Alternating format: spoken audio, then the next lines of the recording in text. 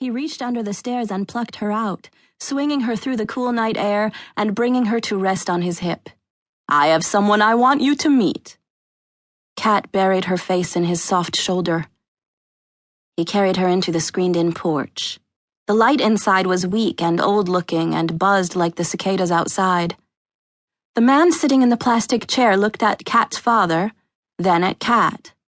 His eyes moved before his head did. They were very dark, like two holes set into his face. "Cat, this is Finn. He's come to stay with us." Cat didn't say anything, just pulled the firefly jar to her chest and wiggled out of her father's grasp, so she slid down the side of his leg. Finn nodded and then smiled at her. "A child," he said. Cat wanted to run back out into the darkness. "Yes, Finn," said Cat's father. "That's right.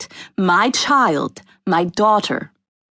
His enormous hand ruffled Cat's hair. He knelt down beside her and she looked at him. "Why don't you show Finn your light jar?" Cat didn't want to show Finn anything. He unnerved her.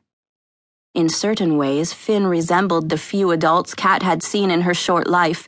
His height, his long torso and limbs, the solidity of the features of his face. But otherwise, he was completely different from the boisterous scientists who came over some evenings for dinner parties. His eyes loomed steadily in the buzzing light of the porch. His skin was much too fair, sallow beneath the swath of black hair that flopped across his forehead. She decided he must be a ghost. He was an adult who died. Her father brought him here to study him. This was the only logical explanation. Cat hugged the jar tight against her chest.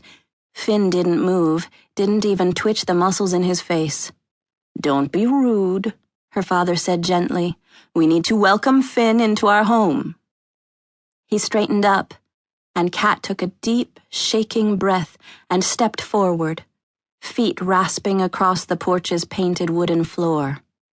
She held the firefly jar out at arm's length and looked over her shoulder at the porch screen dark with nighttime. When the weight of the jar lifted out of her hands, she scurried back behind her father. "Photurus pennsylvanicus," said Finn, "the woods firefly." Cat's father laughed. "Latin names," he said. "Good to know that scholarly upgrade is working nicely." Finn held the jar up to eye level, but in the light, Cat noticed, the fireflies looked like ugly brown beetles. Cat tugged on her father's sleeve. "It's only outside," she whispered when he glanced down at her.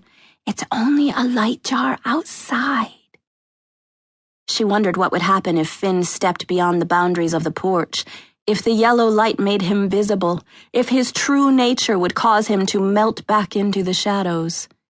Finn ignored them, turning the jar over in his hands, gazing at it with his peculiar, dispassionate expression.